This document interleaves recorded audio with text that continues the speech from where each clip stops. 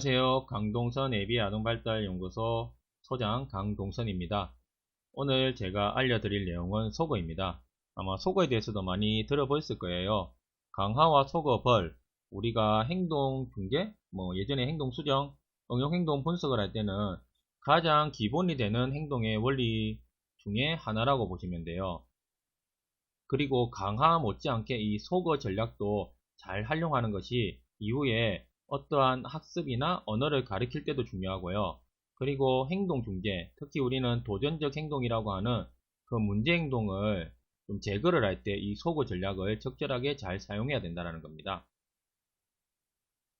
그러면 속어에 대해서 한번 이야기를 해볼게요.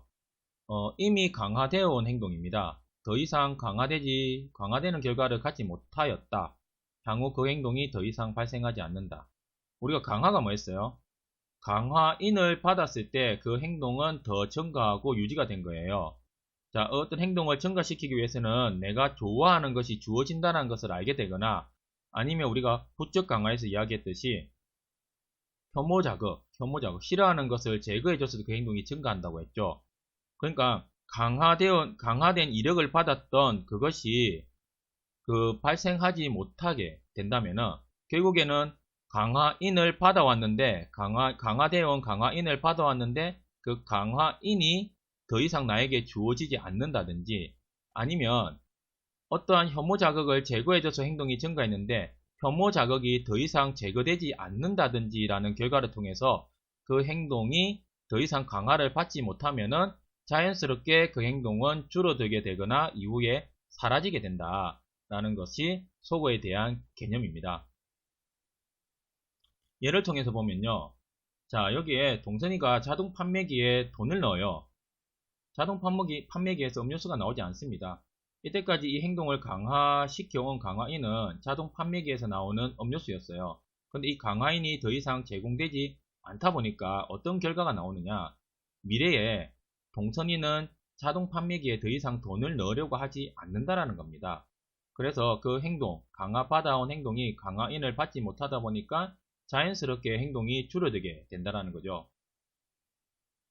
그리고 동선이가 비상문에 손잡이를 돌렸어요. 문이 열리지 않습니다. 이 비상문에 손잡이를 열면은 내가 원하는 곳, 활동하는 곳으로 갈 수 있었는데 더 이상 문이 열리지 않으니까 내가 원하는 곳으로 가지 못하게 된 거예요. 내가 원하는 강화적인 장소로 가지 못하다 보니까 해도 소용이 없다 라는 결과가 나온 거죠. 그러면 미래에 동선이는 비상문을 열려고 하지 않을 것이다 라는 겁니다. 한 가지 더 살펴볼게요. 아동이 자신의 머리를 때립니다. 어른들로부터 관심을 받지 못했어요. 자, 여기 성과 한번 볼게요. 아동의 행동이 어른들의 관심으로 더 이상 강화되지 않기 때문에 아동은 자신의 머리를 덜 때리게 된다는 겁니다. 우리가 때로는 자해 행동을 하는 아이들이 있어요. 그러면 이 행동의 기능에서 제가 이야기했는데 그 중에 예를 들어 관심이 강화인이다. 관심을 통해서 이 머리 때리는 행동이 증가했다면은 관심을 끊음으로 해가지고 이 머리 때리는 행동이 줄어들게 된다는 거예요. 더 이상 머리를 때려도 나에게 관심이나 어떤 특정한 강화가 제공되지 않다 보니까 그 행동이 줄어들게 된다는 겁니다. 여기서는 잘 살펴봐야 되는 것이 이 행동의 기능이라고 하는 부분이 관심인지 아닌지가 중요합니다. 관심이 아닐 때는 효과가 없다라는 거예요. 자, 그러면 이렇게 속어라는 원리는 있어요.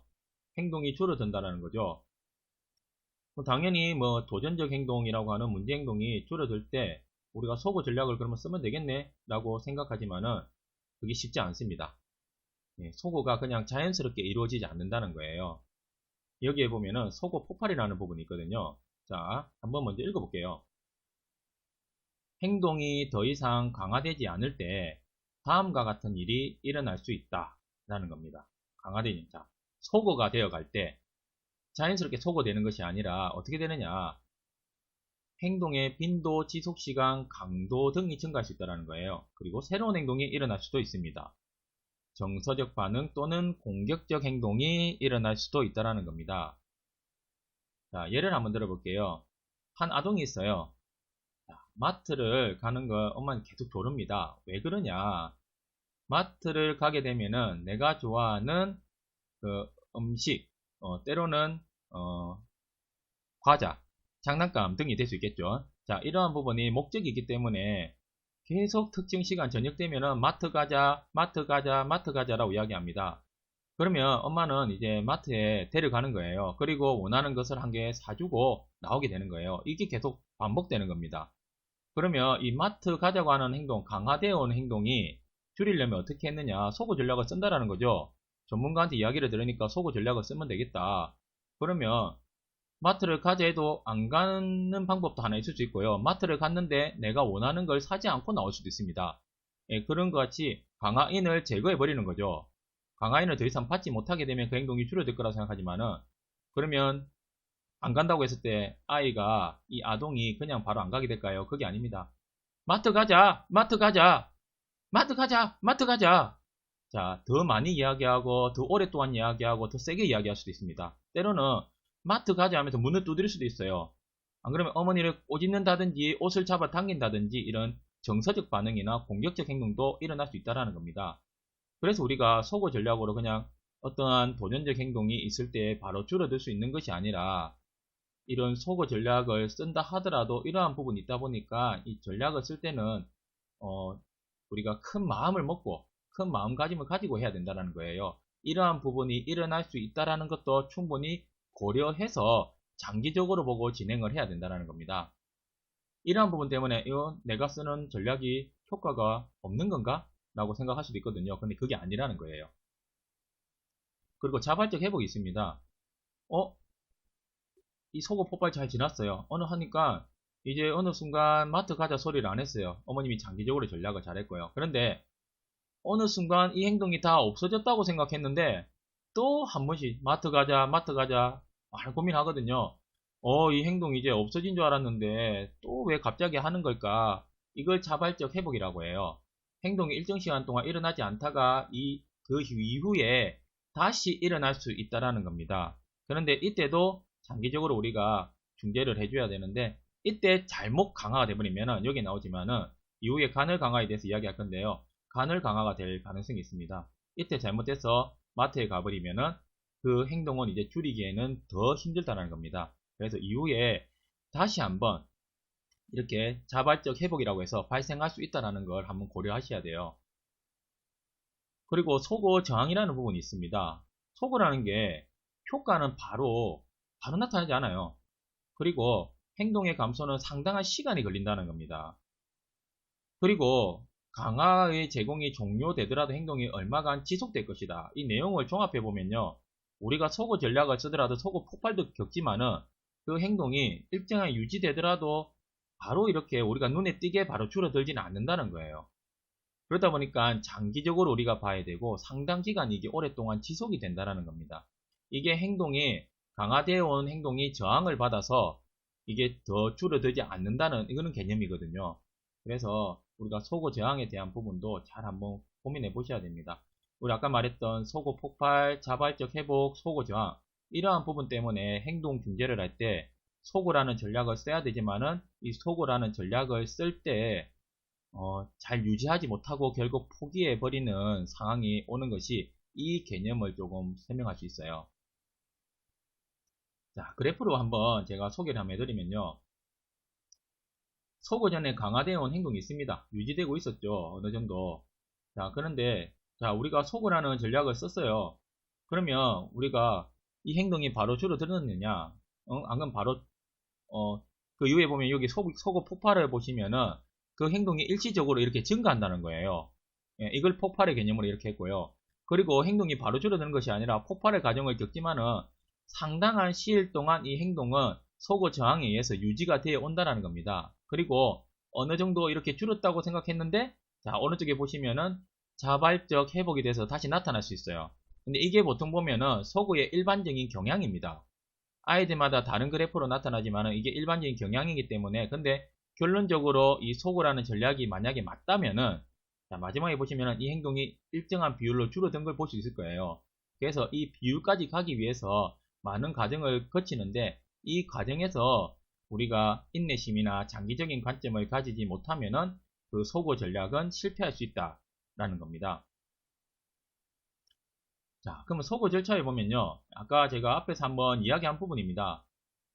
자, 정적 강화인, 행동 후 더 이상 주어지지 않는다. 자, 제가 정적 강화, 부적 강화에 대해서 이야기를 해드렸죠. 정적 강화는 강화인을, 자, 내가 좋아하는 걸 제공받음으로 해가지고 행동이 증가하는 겁니다. 그게 정적 강화이기 때문에 이거기에 대한 소거는 그 강화인이 더 이상 주어지지 않는다는 거죠. 근데 부적 강화는 뭐예요?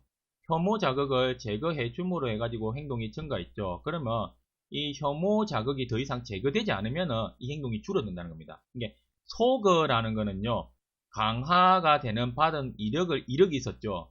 그 이력의 변화로 인해서 행동이 결론적으로 줄어들게 되는 거, 그게 바로 소거입니다. 그래서 강화를 받아온 이력에 대한 변화입니다. 자, 이걸 잘 생각하셔야 돼요. 자, 그러면 강화와 소거 예를 섞어서 한번 설명해 드릴게요. 자, 동선이가 늦게 귀가했어요. 거짓말을 합니다. 동선이는 혼나는 것을 피했어요. 내가 사실 늦게 온 거는 무슨 이유 때문에 이렇게 핑계를 댄 거예요. 거짓말을 한 겁니다. 사실은 놀다 왔지만은. 그러면, 근데 혼나는 거 피했어요. 알았어. 이 통했다는 거죠. 그러면, 미래의 동선이는 늦게 귀가할 때 거짓말을 더 많이 할 거예요. 앞으로도 내가 이렇게 거짓말하면은 야단을 맞지 않고, 이렇게 혼나는 것을 피할 수 있겠구나, 라는 생각을 한 거예요. 그런데 속어는 뭐냐? 늦게 거짓말을 했습니다. 그런데 꾸짖은 거예요. 이 부적 강화에 대한 개념이거든요. 혐오 자극을 피하지 못했다는 겁니다. 앞에는 혐오 자극을 피함을 해가지고 이 행동이 증가한 부적 강화죠. 그런데 여기에서는 그 꾸짖고 나서 부적 강화 피하지 못하다 보니까 어차피 내가 거짓말을 해도 소용이 없다라고 된 거죠. 그러니까 동선이는 늦게 귀가할 때 거짓말을 이제 안 합니다. 거짓말을 해도 소용이 없다는 걸 알았기 때문에 더 이상 거짓말을 할 필요성이 없어진 거죠. 화장실 청소를 해야 할 때 핑계를 댑니다. 청소를 피하게 됐어요. 그러면 동선이는 화장실 청소를 해야 할 때도 핑계 댈 거예요. 근데 그래도 청소를 하라고 지시를 하면은 핑계를 안 댈 것이라는 겁니다. 앞에 이야기하고 비슷해요. 부적 강화에서 이러한 부분의 결과를 볼 수 있다는 걸 한번 살펴보시면 될 것 같습니다. 그리고 속어에 대한 우리가 오해가 있습니다. 자, 한번 읽어보고 제가 설명을 좀 더 드리도록 할게요. 자, 일반적으로 속어에 대한 잘못된 개념은 속어의 사용이 단순히 행동의 무시를 의미한다는 거예요. 이것은 대부분 사례에 맞지 않다는 겁니다. 속어는 행동에 대한 강화인의 제거를 의미한다. 단, 관심이 강화인이라면 속어의 기능은 도전적 행동을 무시하는 것이다. 라는 거죠. 그러니까 이 강화를 받아온 강화인을 잘 파악하셔야 돼요. 이게 행동의 기능이죠. 행동의 기능이 뭐예요? 왜 그러한 행동을 하느냐라고 제가 이야기를 했습니다. 그러면 이 강화를 받아온 이력을 없애는 것이 하나의 속어에 대한 전략인데, 잘못 알고 있는 이제 일단 어떤 행동이 일어나면은 저거는 관심일 거야 하고 무조건 무시라는 전략. 이게 속어하고 무시를 동시에 생각을 많이 해버리는 경향이 있거든요. 그게 아니라는 겁니다.